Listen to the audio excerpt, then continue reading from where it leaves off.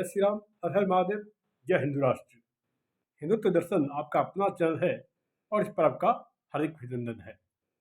आज मैं ब्रह्मानंद आर्य एक महत्वपूर्ण बात ये पूछा गया कि क्या भूतपूर्व प्रधानमंत्री अटल बिहारी वाजपेयी जी ने भूतपूर्व प्रधानमंत्री स्वर्गीय श्रीमती इंदिरा गांधी के लिए दुर्गा जैसे शब्द का प्रयोग किया या नहीं किया। और इस बात का दरबारी इतिहासकारों ने दरबारी पत्रकारों ने इस बात का बहुत ही प्रचार प्रसार किया कि अटल बिहारी वाजपेयी जी ने श्रीमती इंदिरा गांधी के लिए दुर्गा इस शब्द का प्रयोग किया।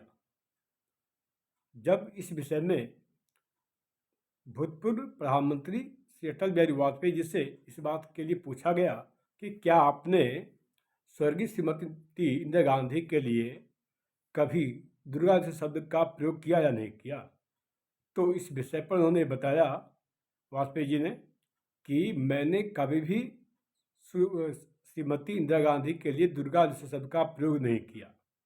लेकिन इन्होंने जबरन इस बात का प्रचार प्रसार किया, उनके लाख कहने के बावजूद भी, कि अटल बिहारी वाजपेयी जी ने श्रीमती इंदिरा गांधी के लिए दुर्गा जैसे शब्द का प्रयोग किया। इस विषय पर जब सुप्रसिद्ध इतिहासकार श्रीमती प्रफुल्ल जयकर ने इस बात का जब गहन अध्ययन किया, तो इस पर उन्होंने पाया कि यह बात सरासर गलत थी, जो इस बात का प्रचार प्रसार किया गया कि भूतपूर्व प्रधानमंत्री श्री अटल बिहारी वाजपेयी जी ने भूतपूर्व प्रधानमंत्री श्रीमती इंदिरा गांधी के लिए दुर्गा शब्द का प्रयोग किया। यह बात सरासर गलत थी, पूर्ण रूपेण गलत थी। इस बात से आप भली भांति समझ सकते हैं कि कौन है गोदी मीडिया और गोदी मीडिया का अस्तित्व कब से है। और गोदी मीडिया कोई आज से नहीं है, बहुत पहले से है। और एक खास से परिवार के लिए वो पत्रकारिता का कार्य कर रहे हैं और उल्टा आरोप पर करते हैं कि वो गोदी मीडिया है। तो सच्चाई यह है। दूसरी बात, ताजुब इस बात का है कि जिस प्रधानमंत्री सुश्री श्रीमती इंदिरा गांधी ने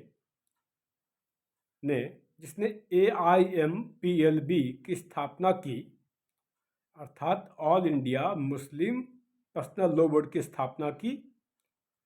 आप सभी को यह ज्ञात होगा कि all India Muslim personal law board की स्थापना श्रीमती इंदिरा गांधी ने की थी।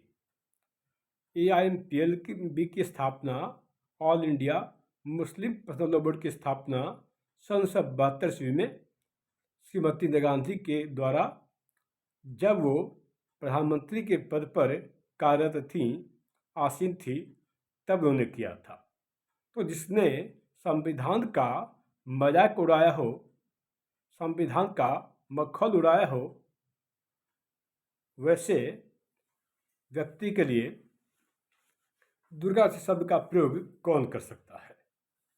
और इतना ही नहीं, आश्चर्य इस बात का है कि सुप्रसिद्ध कवि के रूप में और एक अच्छे वक्ता के रूप में जो विख्यात श्री अटल बिहारी वाजपेयी थे, वो श्रीमती इंदिरा गांधी उर्फ मैमुना बेगम के लिए दुर्गा शब्द का प्रयोग कैसे करेंगे, दुर्गा शब्द का प्रयोग किस आधार पर करेंगे, जिस स्वर्गीय श्रीमती इंदिरा गांधी जी ने 1966 ईस्वी में जब गौ हत्या को प्रतिबंधित करने के लिए जब साधु एकत्रित हुए थे, और जब साधुओं के द्वारा गौ हत्या को प्रतिबंधित करने की मांग की जा रही थी, उस समय जो आंदोलन चल रहा था, उस साधुओं पर गोलीबारी श्रीमती इंदिरा गांधी नहीं करवाई थी। जब वो प्रधानमंत्री के पद पर आसीन थी। तो जिस श्रीमती इंदिरा गांधी के द्वारा जिन साधुओं पर, जो साधु गौ हत्या को प्रतिबंधित करने की मांग कर रहे थे, उस पर गोली चलवाने वाले को दुर्गा के जैसे शब्द से कौन सुशोभित कर सकता है। अतः सत्य यही है कि भूतपूर्व प्रधानमंत्री श्री अटल बिहारी वाजपेयी जी ने श्रीमती इंदिरा गांधी के लिए दुर्गा जैसे शब्द का प्रयोग किया ही नहीं। और उस मुस्लिम तुष्टीकरण वाली नेत्री के लिए कोई दुर्गा जैसे शब्द का प्रयोग कैसे कर सकता है, जिन्होंने अपने प्रधानमंत्रित्व काल में फिलिस्तीन जैसे आतंकी देश को मान्यता प्रदान की हो।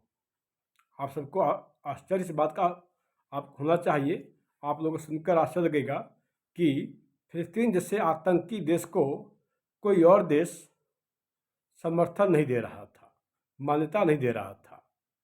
उस समय फिलिस्तीन जैसे आतंकी देश को समर्थन देने वाला देश भारत सरकार थी, और भारत सरकार के प्रधानमंत्री के पद पर आसीन उस समय श्रीमती इंदिरा गांधी थी।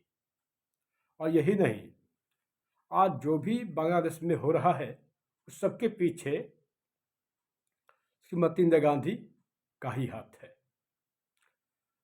तत्कालीन विपक्ष के नेता अटल बिहारी वाजपेयी जी ने श्रीमती इंदिरा गांधी को इस बात से अवगत कराया था कि बांग्लादेश से, अर्थात जो पूर्वी पाकिस्तान जो है, पूर्वी बांग्लादेश, उससे अलग देश के रूप में मान्यता न दे करके उसे भारत का अभिन्न अंग बनाया जाए। लेकिन श्रीमती इंदिरा गांधी ने अपने मन की और उन्होंने उनके सुझाव को ठुकरा दिया। तो अटल बिहारी वाजपेयी के द्वारा जो ये सुझाव दिया गया कि पूर्वी बंगाल, जिसे आप बांग्लादेश के रूप में एक अलग देश के रूप में मान्यता दे रहे हैं, अगर इसे अलग देश की मान्यता दिया जाएगा तो इसके परिणाम गंभीर होंगे। अतः उससे इस अखंड भारत का हिस्सा बना लेने का उन्होंने सुझाव दिया था। उनकी सुझाव को न मानने का ही आज यह परिणाम है कि बांग्लादेश में जो आज घटित हो रहा है, हम सभी इस बात से भली भांति वाकिफ हैं। और बांग्लादेश में वर्तमान में इस्कॉन टेम्पल, इस्कॉन मंदिर पर क्या क्या हो रहा है, हम सब इस बात से भली भांति वाकिफ हैं। और चीन में जो हमारे हिंदू धर्म गुरु हैं, उनके साथ भी वहाँ पर क्या हो रहा है, हम इस बात से भली भांति परिचित हैं। हम सब आशा करते हैं कि वह स्वस्थ हों और अच्छी तरह से वो सकुशल हों। अतः सच्चाई को मैंने रखने का प्रयास किया। प्रफुल्ल जयकर जो कि सुप्रसिद्ध इतिहासकार हैं, जो पत्रकार हैं, उनके माध्यम से मैंने आपके सामने सत्य रखने का कार्य किया। जय श्री राम।